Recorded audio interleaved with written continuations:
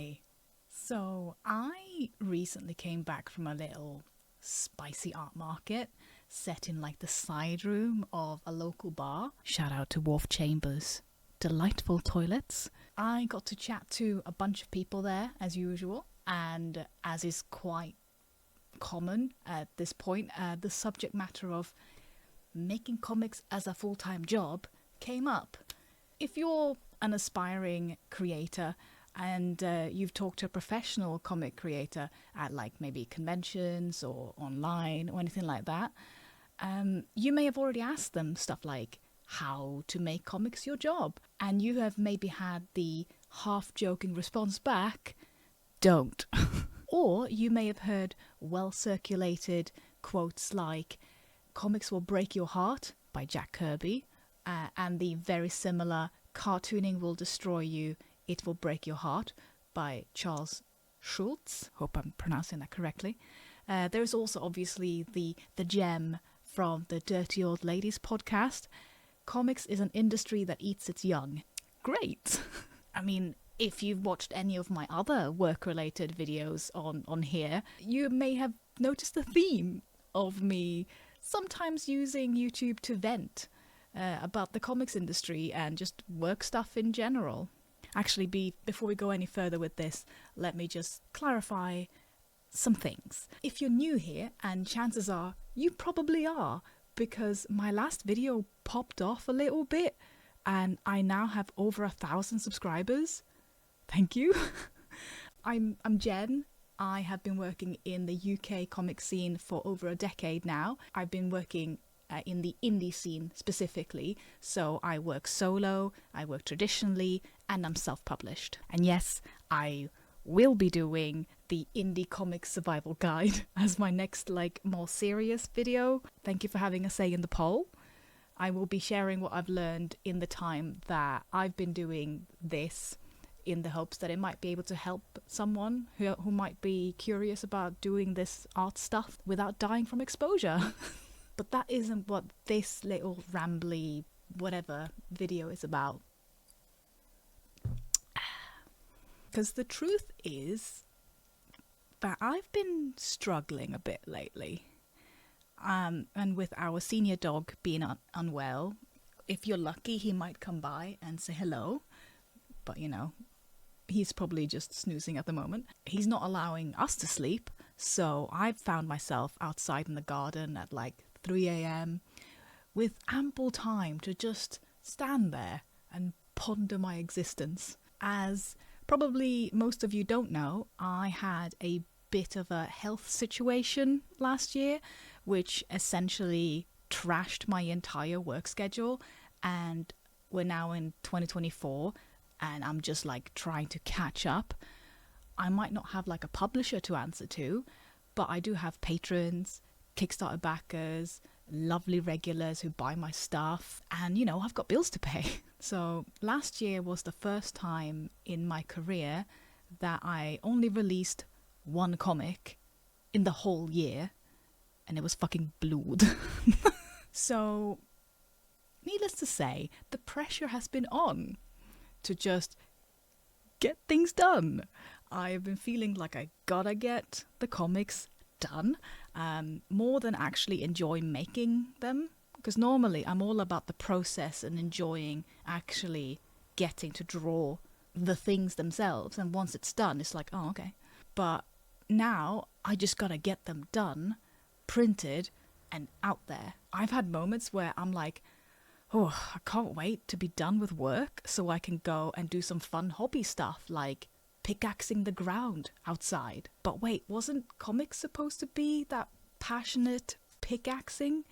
Why am I now wanting to clock off to do other things? These are the real dangers when you make a passionate hobby into your job and your income. So what the hell do we do about this? I'm always about trying to fix things, trying to find solutions so I can crack on. I wonder why. But yeah, the best advice seems to be to take a break and touch some grass, which I already kind of do I try to do on a regular basis, but I can't really rely on that right now because my schedule is delayed and I need to get this done. So maybe it'll help if we'll bring it all back to... Hello? Sorry, my dog.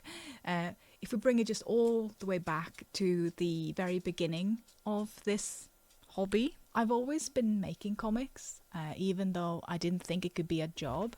I just wanted to make them for fun. This is how Genspiration started.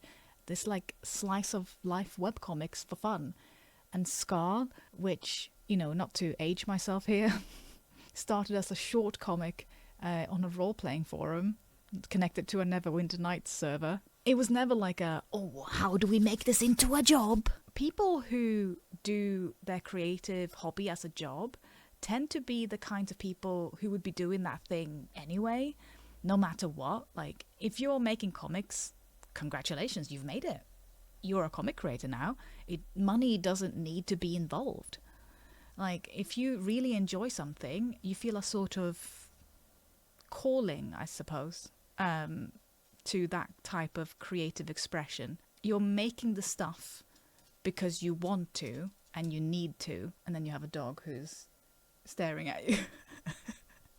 But yeah, making it like as a job. Hello, do you need... Yes. Happy Pride Month, everyone. Does that feel better? Yeah. I know, it's hot, isn't it? What was I saying?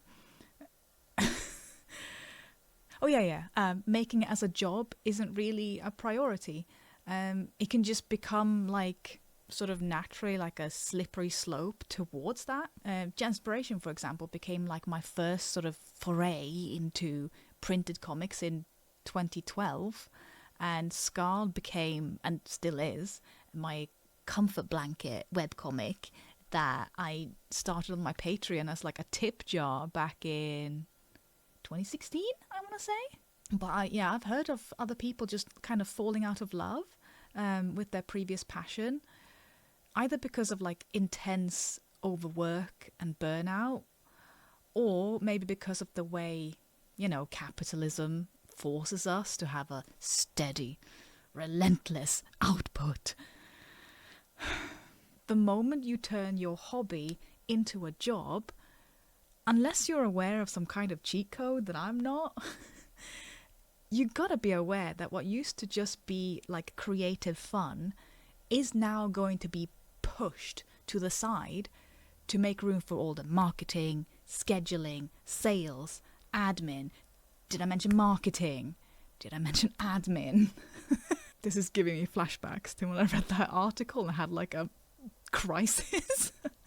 Oh, there's also another write-up about turning a hobby into a job from an author that I will link in the description. We are not going to go through it right now because my heart can't take it at the moment. As I said, I am kind of struggling right now. I think there's a delicate balance that's needed at this point.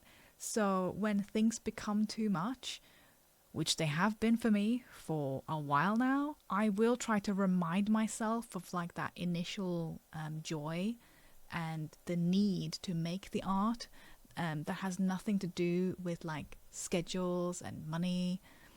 It's just me making shit up in fantasy stories or doing my own diary comics to kind of get rid of the embarrassing thing that's happened to me during the day or whatever, just kind of exercising it into a page. Have those comics that are just for you.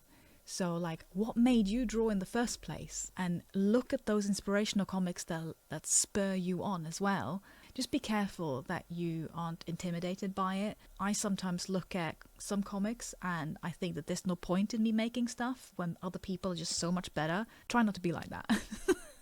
Actually, speaking of inspirational comics, I very recently got a little deal at Forbidden Planet and managed to get these 3 Junji Ito books. Yes! So yeah, I've finished reading Love Sickness. I always want to call it Lovelessness, but you know, I finished reading Love Sickness, and I also just finished reading Fragments of Horror. There is one particular story in here that literally had me in floods of tears. Should I talk about that at some point? I don't know. We'll see. This channel is literally, I'll do whatever I want, when I want. I'm currently finishing up the final one, the Liminal Zone, which is also fantastic. It has been making me want to make loads more horror stuff now. I have an entire notes thing on my phone that's just horror ideas now. Focusing on one thing isn't really something I can do.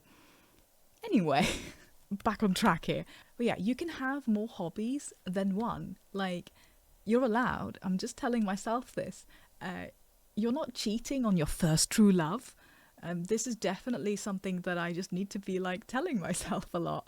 Whenever I'm doing other creative things, it's kind of common for me to feel in the back of like my brain, like a pang of guilt that I'm not making art or comics. It's like, you should be drawing right now, you should be doing comics right now. What are you doing? You're wasting your time. What if this new hobby replaces my other passion? Oh no.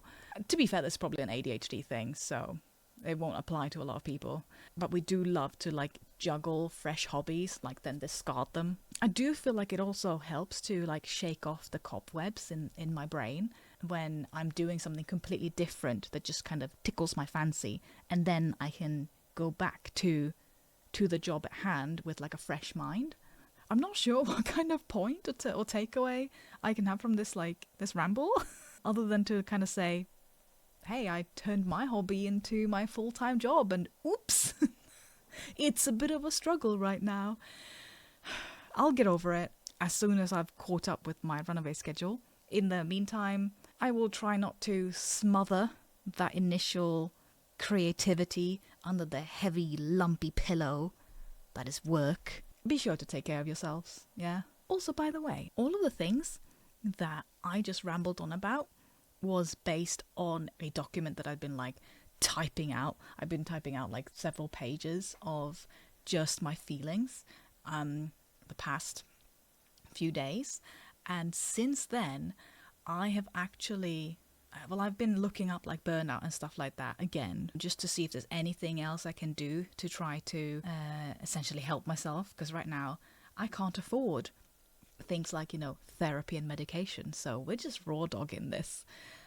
Yeah, it's fun. But as I was doing that, and I was watching some other creators here on YouTube, I do tend to watch a lot of other people who've got some kind of neuro spice, shall we say. And there is a particular cleaning channel that I watch that is called Midwest Magic Cleaning, and the main guy has got autism, and he's currently going through something called autistic burnout, which I didn't realize was a thing. So I was like, oh, is ADHD burnout a thing? So I've been looking it up.